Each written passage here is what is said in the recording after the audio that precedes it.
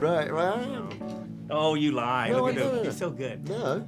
The one thing is I think what surprised a lot of people, as did myself, is we see this Kong movie, and it is the most amazing thing we've ever seen, and the most realistic, emotional ape that we've ever seen. And then they say, oh, that by the way, Andy is the ape. So, I mean, before we talk about that, isn't it, I mean, it almost seems like, doesn't it hurt you a little bit that nobody knows this, or that nobody's, like, they should have an Oscar category for best digital performance or something like that? Well, it's an interesting one. I mean, the first part of the question, you know, I never expected when I took on the role that anyone would recognise me as Kong. I'm quite glad. Yeah, that's a good thing, yeah. I mean, it was slightly different to Gollum because Gollum looked more like me, and the facial structure of Gollum, you know, was similar to one designed around my look. Obviously, I'm much more handsome, but with Kong, I thank you. But with Kong, I was, you know, he's a gorilla. He's a gorilla. What am I going to say?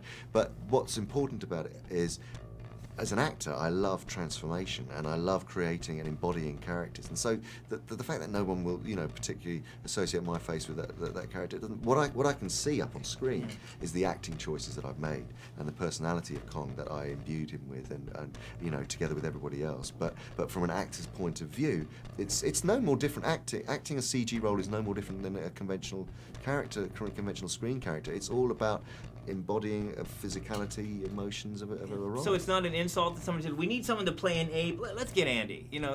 Well, no, it's a great character. He's not just like doing generic ape movements. Well, how do you get into become, and I'm going to be a boxer in this movie, how do you become an ape? I mean, what? Well, you have to do a lot of research. You have to go and you know, watch every single, you know, video that's ever been shot on gorillas, or and then I spent a lot of time at various different zoos. But most of the time at London Zoo, working with 4 gorillas there, 3 females and 1 male, and 1 female in particular who I formed a particular bond with, called Zaire. London Zoo. We won't talk about that though. Yeah, I know. She got very jealous when my wife came down and sprayed her with water.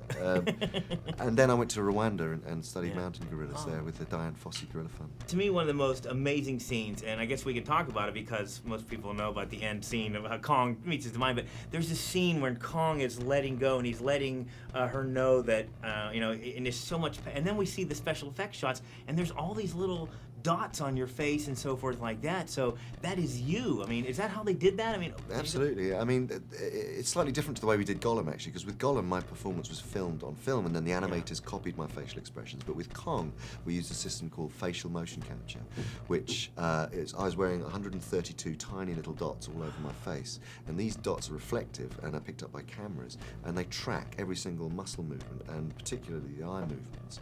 And then that's the information is fed through into the computer, where on screen it's like a digital mask that's maneuvered by my facial muscles and eye movements, and that was the system that we used, and so, you know, you can just, then it just becomes about acting. It becomes pure acting. Yeah. Well, like I said, once again, amazing job, and I wish they'd make a category just for you. You deserve it. Thank you. Thank you so much.